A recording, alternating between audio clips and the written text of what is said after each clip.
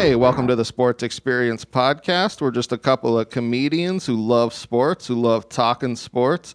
I'm Chris Quinn with my co-host, Dominic DiTolla. And on this episode, we're going to be talking about Mario Lemieux, Super Mario. The magnificent one, or as for our snow frog neighbors across the border, Le Magnifique. Yeah, snow frog. That's the politically correct term for French Canadians. Yes. Yeah. My favorite hockey player, by the way, the guy that got me into hockey and into the Pens. So, love the man. Yeah, awesome, man. Awesome. I actually didn't watch hockey when he played, but I remember watching hockey when he kind of stepped away from the game. We'll get into it.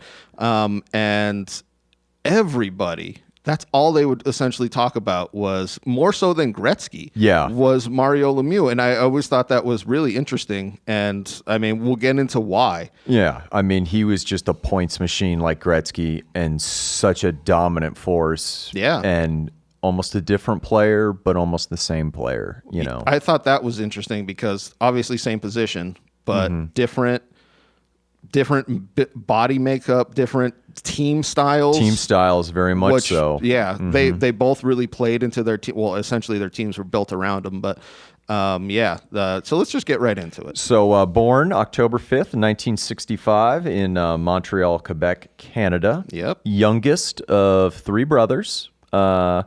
And was destined basically to be a hockey player. Well, they said they started playing at age 3 with the wooden spoons. Spoons and bottle caps. Yeah. And then their dad, which is so cool, would bring ice and snow into the living room and have them play hockey inside. Well, this is what I found interesting was once he found out his sons were obsessed with hockey like he was, he built a small rink. Yeah, in the front yard. In the front yard that they could play. When it got dark, he was like, well, I mean, they still want to play. Let's take that rink and let's build it in the I can't imagine what his mom... She had to have been into it. She either had to be into it or just been like, screw it, it doesn't matter. This is Montreal. They love hockey. I just feel like if she wasn't into it, we would have had a different story about his mom killing his dad later on. Because, I mean, he brought snow and ice into the living room, packed it, essentially, and made... They were able to essentially skate I messed that up. From sun up to sundown. Yeah. But no, I mean, that is a ride or die woman right there. It had to have been, because that was so ridiculous when I heard it. I almost thought it was untrue, but then there was multiple accounts of friends being like, oh no, yeah, their living room was ice. Yeah, it's the ice capades inside, only you're building arguably the greatest hockey player that's ever lived.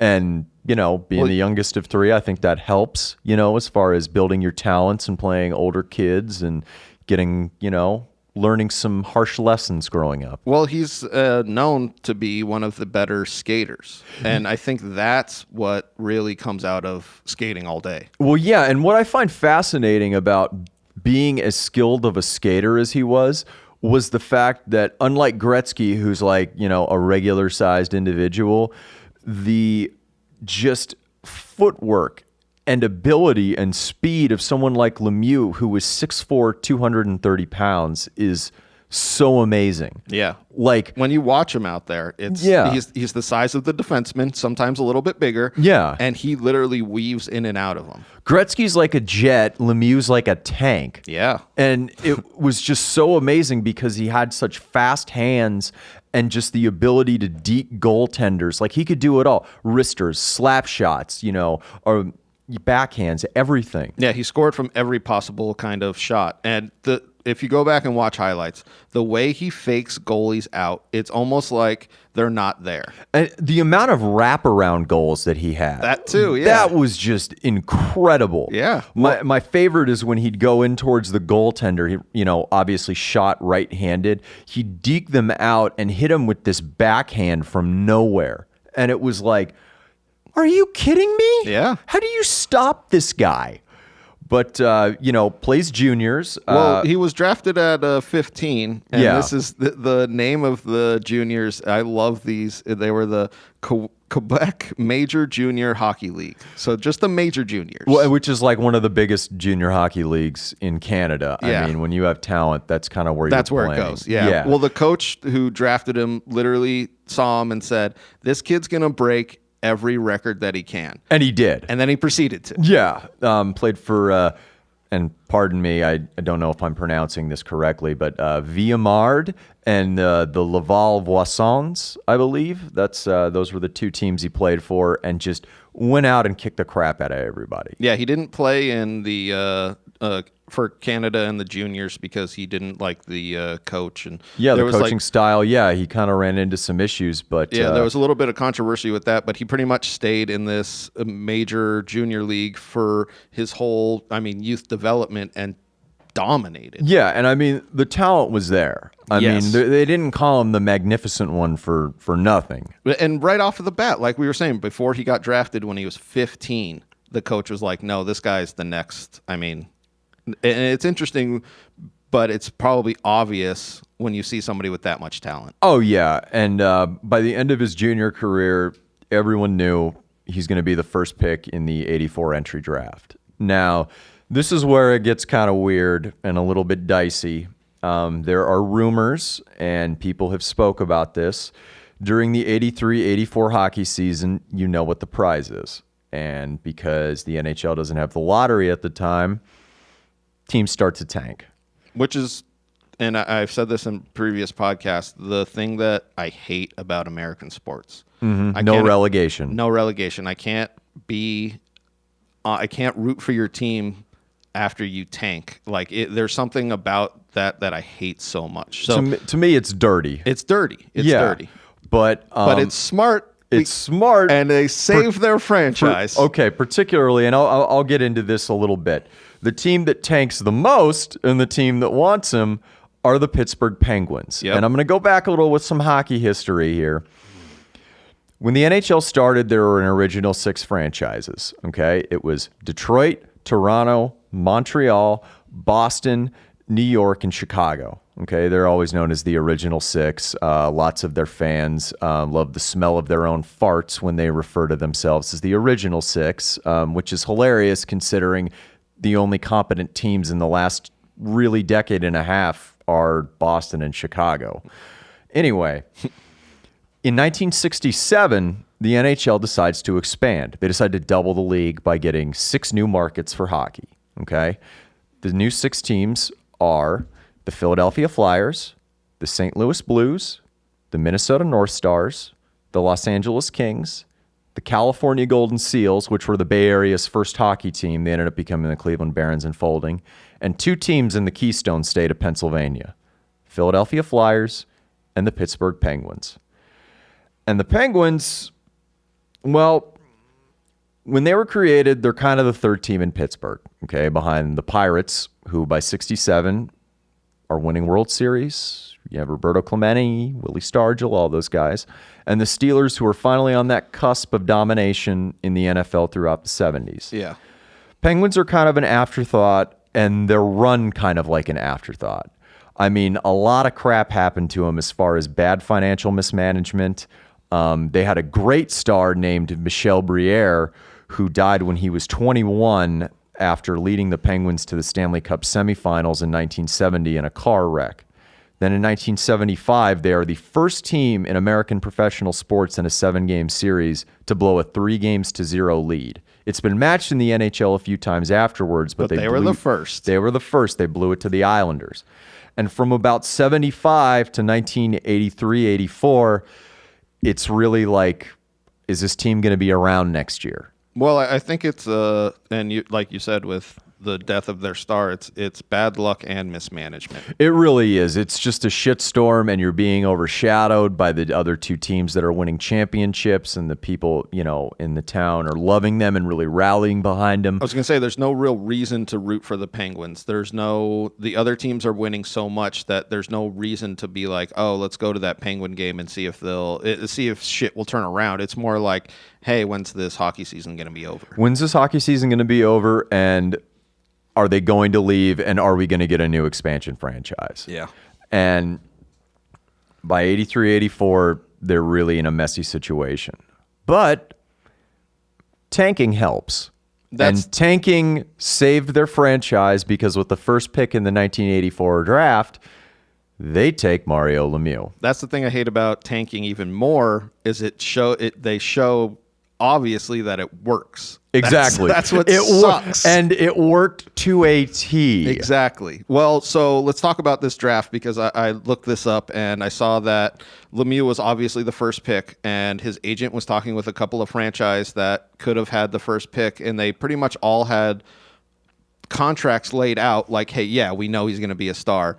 The only team that wouldn't negotiate was the Pittsburgh Penguins, because they were in such crappy financial straits. and that's pretty much, he says he later regrets this because he loves the Penguins so much. He loves the city so much. When he got drafted, he didn't shake the owner's hand, and he didn't lift up the jersey, which is so commonplace. Which is so, as we talked about in the Red Wings Avalanche podcast, so Lindrosian, Yes. as far as Eric Lindros. Yes. Because, But didn't force the trade. yeah, he didn't force the trade. Mario stepped up and, not to crap on Quebec City, but Pittsburgh's a little bit bigger of a market. You have more opportunities. And unlike the Nords, who were just losing every year and not making a lot of money, Pittsburgh at the time, you could kind of get away with that. You could start, this is a fresh start, and you can be the star that comes in and starts something. And God damn it, he did. Right off the bat. Right off the bat. Yeah. First game. You want to talk about that? Well, His first shot? First game, yeah, first shot. Well, first game, first shot, he scores essentially a breakaway. Yeah, so he stole the puck they were playing the Boston Bruins. Ray Bourque, who is arguably one of the greatest defensemen in the last half century in NHL history, steals the puck from him like taking candy from a baby, goes on a breakaway, and just scores. He talks about it. He was like, some people are asking if I underestimated this rookie, and he was just like, no, he was that good. Yeah, like off the bat. Yeah, picked my pocket and literally went in and scored.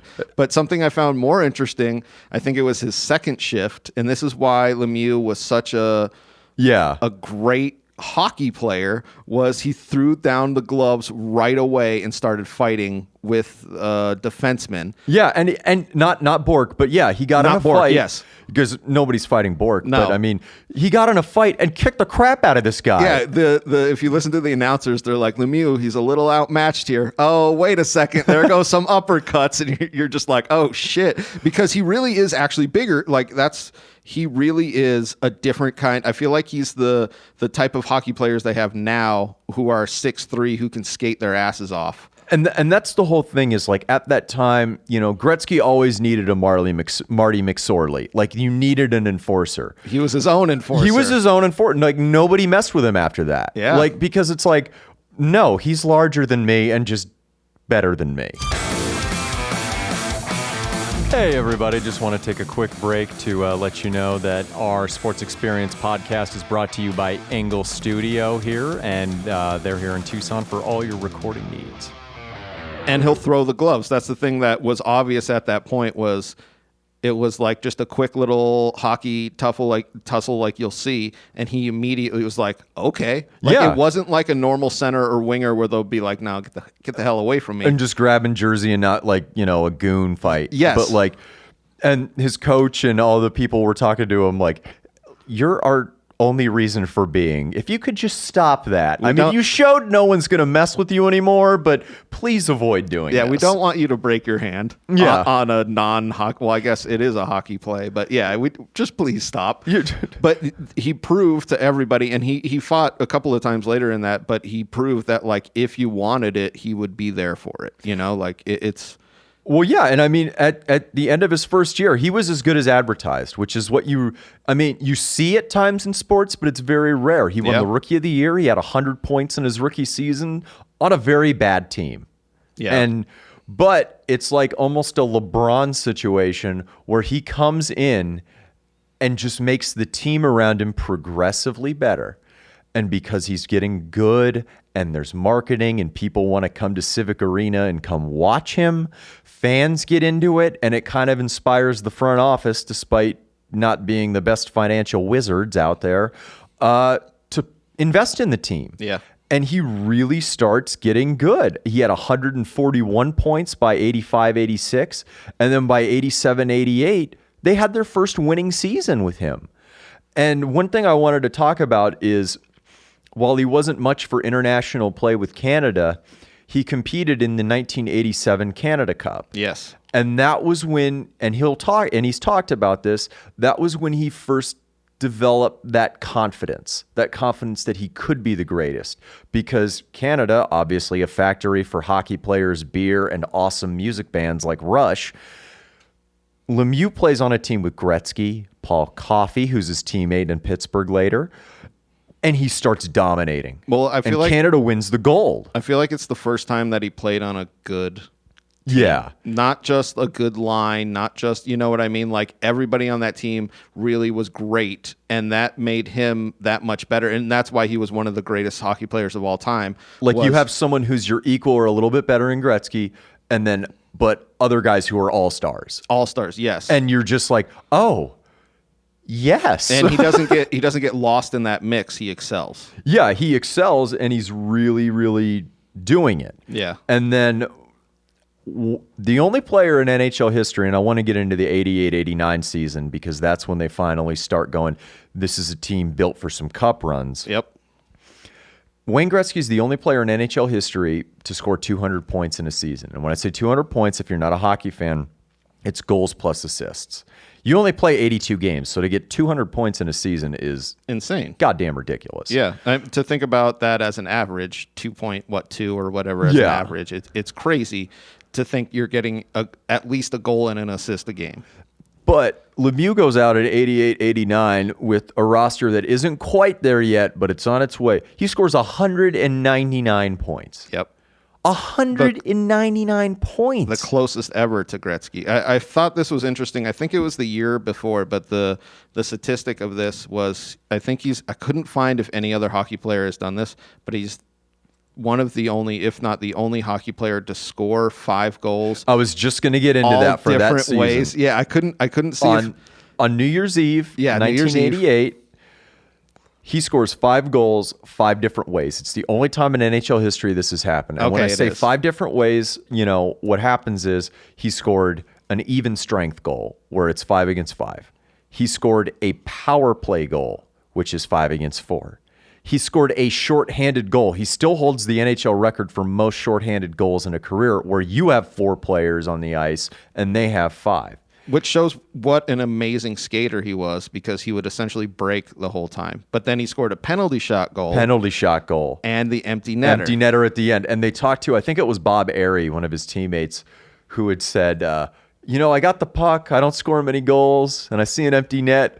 And then I see Mario on the other side of the ice. And I'm like, no, he gives us our best chance to win. Here you go. Yeah, well, what he said was that's where the puck should go before it goes into the net, which I thought was pretty interesting. He even said, he was like, I wasn't thinking like he's going to do like the... Yeah, it didn't occur to him he would score 5 different ways, but he's like, this is the guy that needs it. This is the guy that scores for us. And that's what I feel like that's where the team starts to head, is Mario as their captain, and they're spearheading into...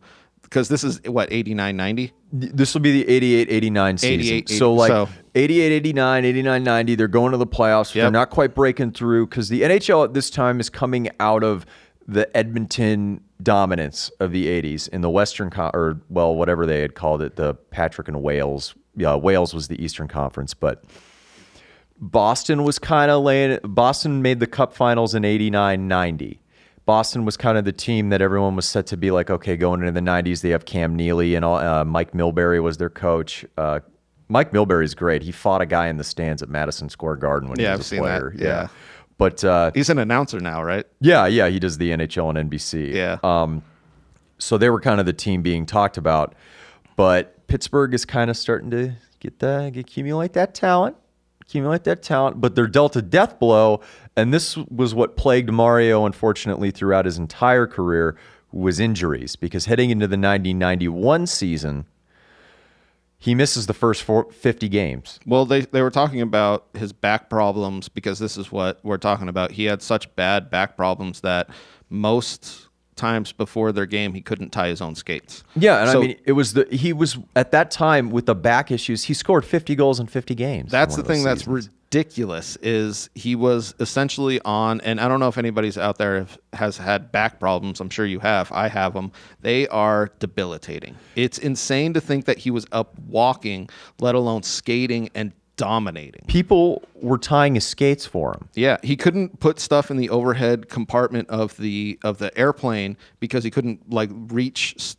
He couldn't reach he couldn't lift stuff over his head that weighted that much. But then you think about what he's doing out on the ice, getting checked all the time. That was the other thing. Was he's not one of those players that doesn't get checked, that doesn't get, He's a physical player. He's a physical player. He player. could do it on both ends of the ice too, which was crazy. And the thing that always stuck out to me was the fact that, to a man, everybody on that team, everybody on the training staff, everybody on the broadcast team, coaching staff, everyone, his teammates, he never complained publicly. Not once. Yeah. And even among them, he never complained, which is just speaks to how tough of a SOB that he was.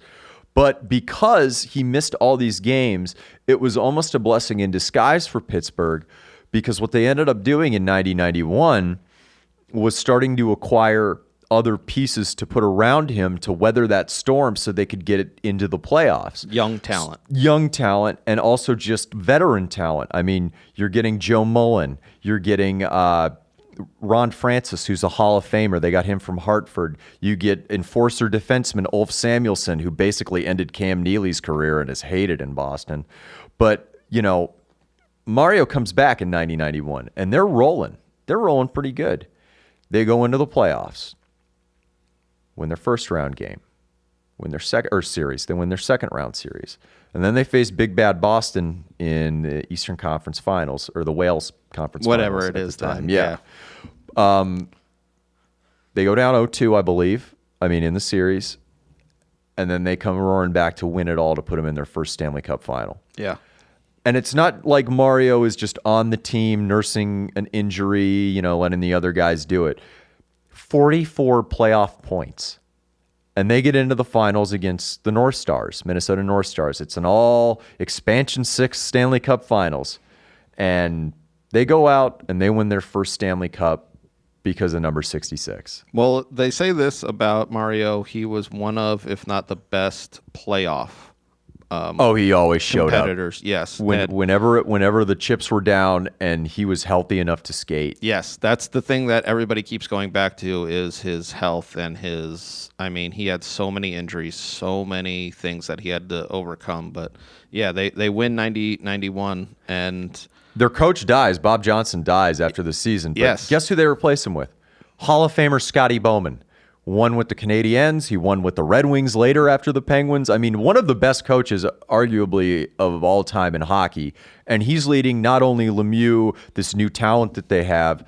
They bring up, I believe he was 19 at the time, Jaromir Jagr. Yep. You add him to the mix, then they just flat out start dominating. Yeah, I was going to say the 90-91 season, and it's kind of hard to, it's difficult to say this, but people say that Mario went out and won the Stanley Cup kind of by himself. That's obviously incorrect, but they talk about there wasn't the pieces that were there in 92. He really took that team on his shoulders. There were more pieces in 92, and he just took his game to another level. Yeah. In 91, they say that he kind of won it on his own. 92, that team was unbelievable. When he missed 5 games in the playoffs because broke his douchebag Adam Graves freaking slashed him in a game. That slash, even the commentators are like, there was no effort to go anywhere but his wrist. No, that was so blatant and pathetic in Bush League that it was just it was wrong. Bush League. Yeah, Bush League. But yeah, you could see it on his face. But yeah, he broke a bone in his hand and was out for the rest of that Rangers series, but even though they still won. Yeah, and then led the playoffs in scoring again with 34 points. Yep. Get to the finals against the Blackhawks. Win that. I was going to say a good Blackhawks team, but I think they went down 2-1 or something. They handled them, yeah.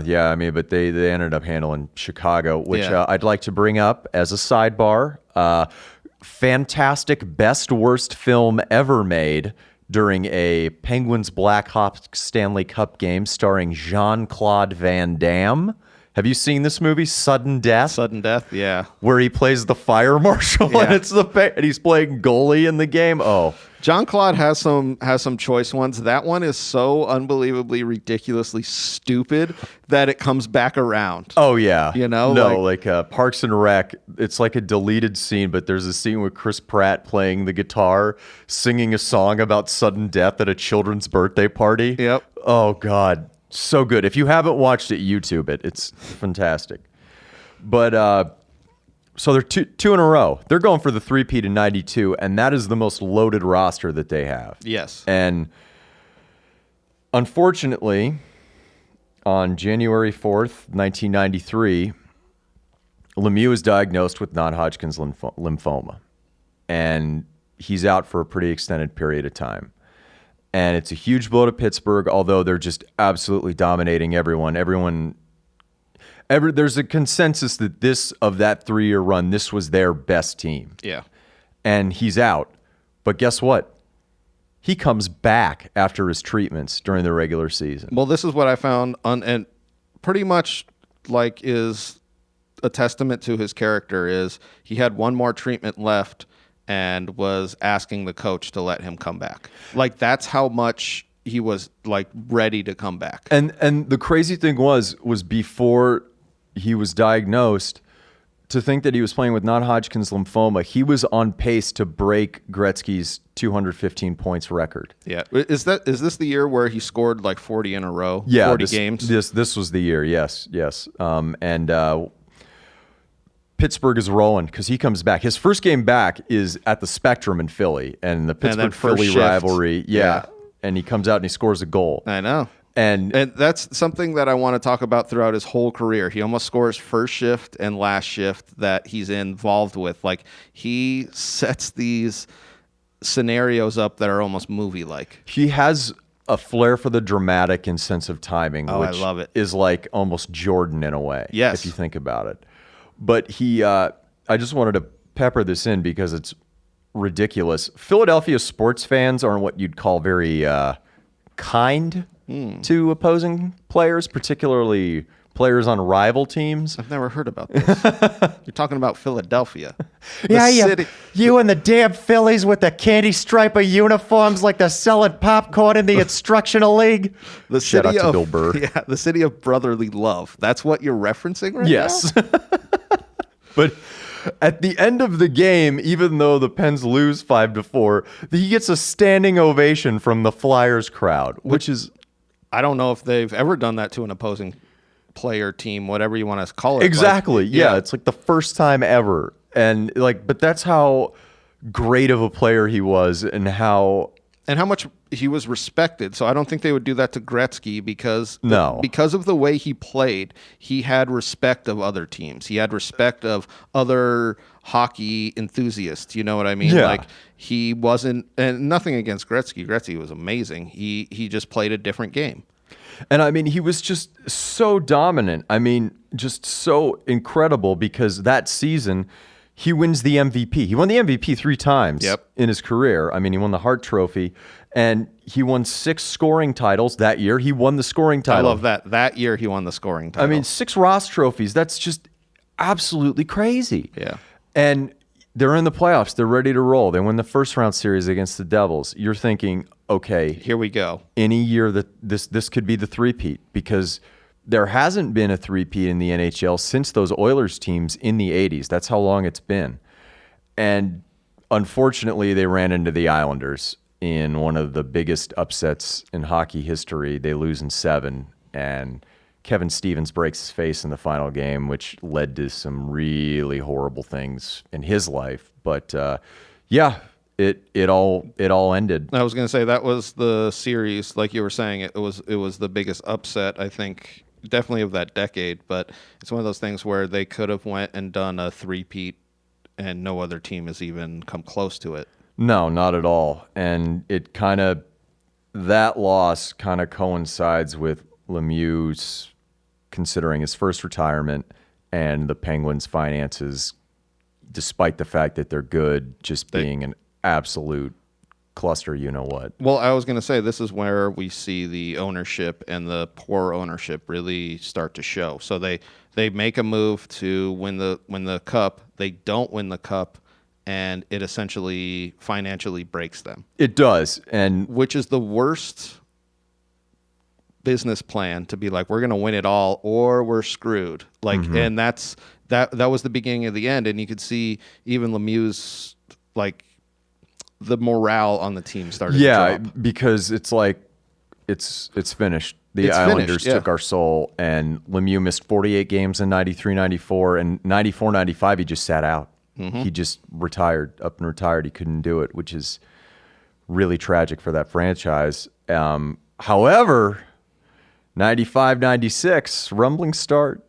He comes back. He comes on back, and they were within one game of making another Stanley Cup run, with him and Jágr. And they were up 3-2 in the series, lost the last two against the Panthers, and just didn't end up happening. And 96, 97 is when he retires again. Well, and I want to bring this up. I feel like hockey series are closer than any other. Yeah. They almost always go 4-3 or 4-2. Or, you know what I mean? Like, in hockey, like, it's hard to say that one team is really going to be dominant over another in the playoffs. Yeah. And that's why I feel like you don't see three-peats. You don't see back-to-back championships as much as in other sports. Football, too, kind of. But, yeah, it's interesting. And so he retires 97, but still really has it. That's something that... Yeah, he's still kind of hanging around, and it's kind of good for the city of Pittsburgh that he was kind of hanging around, because by 1998, the team declares bankruptcy for the second time in their history. Well, this is how, and people are saying the owners are some of the worst owners ever. At the time, yeah. They pretty much put them in debt for $90 million. And $32.5 million of which was deferred salaries because they couldn't pay. They couldn't pay their players. Yeah. And the team's either going to up and move after being sold to somebody, or they're just going to close up shop and fold. Yeah. And we see this in the late 90s with hockey franchises really becoming in trouble. One of my favorite stories is about the New York Islanders getting taken over by a guy who said that he was a millionaire, but he wasn't. We might do an episode on it. I don't know. But it's one of these instances in sports where you could see hockey going on a decline, and this storied franchise, not obviously one of the first, but one of the second hockey franchises, really was looking to fold or move to Canada. Yeah. I mean, the one place they were really talking about was Kansas City. Kansas City. Kansas City for Pittsburgh was the one where they were thinking of moving them to, because they were the Scouts first in the 70s, then the Colorado Rockies, and now the New Jersey Devils. Okay. But Lemieux was their largest creditor of that deferred salary. So he said, you know what? I'm going to buy. I'm going to lead an ownership group, and I'm going to buy this team with the intention of keeping them in this city that I've grown to love so much. Yeah, with the intention of turning the franchise around, because I feel like their intention was either to fold or move. There was no plan to stay. And Lemieux was like, that's bullshit. I'm coming in and changing this. He said even if he didn't have that money like himself, he would have tried his best to save them and keep them in town. And that's exactly what he did. He comes back. He starts owning the team, starts putting pieces in place to build the Consol Energy Center, which they play in today, which was built about 15 years ago. Mm-hmm. I mean, he saved the team not only with his play, but he saved the team with his ownership. Yes, exactly. He saved it multiple times. Once in 84, coming in and being drafted and playing for a decade and, for 12 years. And then again in 98, 99, buying the team out. And it's so interesting because you have these players who are forever storied in these franchises, but they're not owners. They're players. They don't turn the tide around like that. And I feel like he's obviously the only one to ever have done that. Like, if you had to pick, as far as Pittsburgh sports heroes who are like the most important people to that city, for baseball, it's Roberto Clemente. For football, it's probably Mean Joe Green. And for hockey, it's Mario Lemieux. And it's nobody else. Like we were talking about with the Steelers and the Pirates really taking over what the sports image was of Pittsburgh. Lemieux came in the 90s and pretty much took over what made the Penguins viable. Well, if you look from 1991 until the present day, the team that has won the most championships in their respective sport for that city is the Penguins, and it's 5-2 over the Steelers and the Pirates with nothing. Well, yeah, the Pirates. My brother-in-law has this great shirt. It says it's black and yellow, obviously. It says, because Pittsburgh, kudos to you for your 3 professional sports franchises for having the same color scheme. Oh, I love that. That is just brilliant. Actually, there's a great story. I don't know if you've seen any of the Penguins uniforms from the late 60s on to the late 70s, but their primary color scheme, it was more blue. Oh, really? It was like a sky blue. And the reason they couldn't do the black and yellow was that the Boston Bruins threw a shit fit over it. Sure. And threatening to sue and all this stuff, but it eventually came out where it's no, all our other teams are this color. Screw you, Boston. Yeah. And I love that they stuck with that because they have the song Black and Yellow. Yeah, baby. right. But it's great for the city of Pittsburgh to look at, a team when they come from Pittsburgh. Yeah. And but anyway, even after he owns the team, he has another comeback in 2000, 2001. Well, I bet if he was itching so much, being that close to hockey every single day, and I bet he's just I still have it. I can be the second line, third line center. And it's signs a $500,000 deal with Nike because they're preparing for this comeback. This is kind of the last gasp of this franchise before they have to rebuild with him as owner and chairman in the mid-2000s. But they make the conference finals. They go all the way in 2000, 2001. I love that.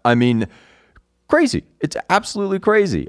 Granted, they end up losing to New Jersey in the conference finals because New Jersey at that time was just straight dominant. They were just an amazing team. Probably could have won more cups than they ended up doing. But this is when I watched hockey, and I remember the commercial of him coming back. Yep. I remember people flipping out because it was literally somebody lacing up their skates, and then you see that it's him, and it's wait a second, he's gonna play.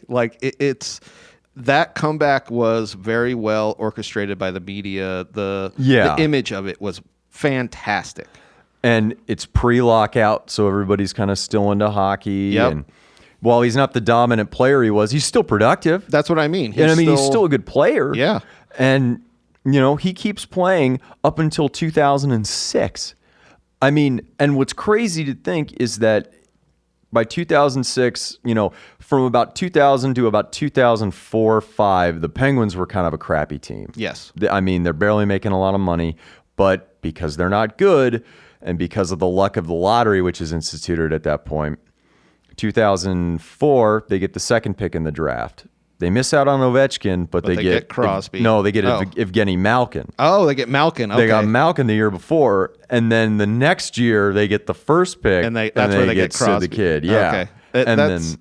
It's interesting because with him coming back, I think of the Magic Johnson thing where he's this franchise needs a name on the ice, and then we can recruit some players to really come in and be these stars that you need. Exactly, because they were the dregs at that point in 05, but by 09, the year before, 08, they were in the Stanley Cup final, and they lost to the Red Wings, but then the following year, they come back and beat them in 7 games. Yeah. It was... I can still remember watching that game. I was at work at the bookstore at U of A, and if you've never watched the final minute of the 2009 Game 7 Stanley Cup Finals, it is, even if you're not a fan of either team, it is so high-pressure, jaw-dropping, because they just keep firing shots on net at Marc-Andre Fleury, and for whatever reason, he keeps stopping them. Yeah. And it was just so amazing. But they have their new arena. They're in town. They're not going anywhere. They're the best team in that city. They're the reason for being. I was going to say 5 years off of possibly folding, possibly moving. They're one of the most stable franchises. And that's what he brought, was this understanding of what a team needs, I feel like, from the ground up. Even post second, third retirement, he wins a gold medal at the 2002 Olympics. Oh, I loved that. On Canada. He's just yeah, I'll play. Yeah. Why not? Why not? And I bet they were like, yeah, why not? Why not be our? And I wanted to look that up, what he was, the second or third line center. Yeah. But it's one of those things where why not just stack this team? And they did, and they dominated that Canadian team. They upset, or I shouldn't say they upset. I mean, the U.S. had a bunch of upsets to get to that gold medal game, but Canada just blew them. Took care of them. They blew them out of the water. But he's a staple in the community, gives to so many cancer charities, gives to lots of children's charities. I mean, he's Pittsburgh through and through saved a team. He saved a professional sports franchise. Multiple times. And I go back to why he really regretted not shaking the hand and holding up the jersey, because he ended up being more of a Pittsburgh Penguin than any other person ever. So, like we were saying, like you list him off as the top Penguin for not just as a player, which you would have. You know what I mean? I feel like even better than Crosby, kind of, you know what I mean? But like as the owner who then saved him after he saved him as the player and then played as the owner. He's the only, I saw this, and this is obvious, he's the only one to have his name on Lord Stanley's Cup as a player and an owner. Yeah, and it's 5 times. He's part of 5 times. All of them. Yes. Like all of them, and the reason for it. You know, for the reason that they have Stanley Cups in Pittsburgh is because of Mario Lemieux. One thing I wanted to get into, which I think is really important, because obviously Gretzky's the great one. You know, only one with 200 points in a season. You know, the most dominant player probably in league history. Lemieux had 1,723 points, 690 goals, 1,033 assists, playoffs 76 goals, 96 assists, 172 points. I say that because during his career, he missed 530 regular season games. And these aren't games in his career where he's missing like at the tail end. I mean, obviously he missed some, but like what was taken away from him due to injuries, could you imagine what his stats would have been if he was healthy and was able to play in those games? Well, they say that he never played an entire season. He never played, 82 game or 80 at the time? Yeah, something like that. Yeah. He never played. I don't think he ever got to 70 in a single season. He did, a few times. Yeah, but he never got to the 80, but it's 82. one of those things where he just, a lot of the prime of his career was taken away by injuries. Not like you were saying, not the tail end, not the where you're just like, yeah, he's getting old. No, the prime. He retired when he really shouldn't have, probably because of these injuries that just kept piling up. And then a couple of years down the line, he's like, my body's feeling better. Hodgkin's lymphoma at 28. 2 years later, when he's 30, he just sits out a year of hockey.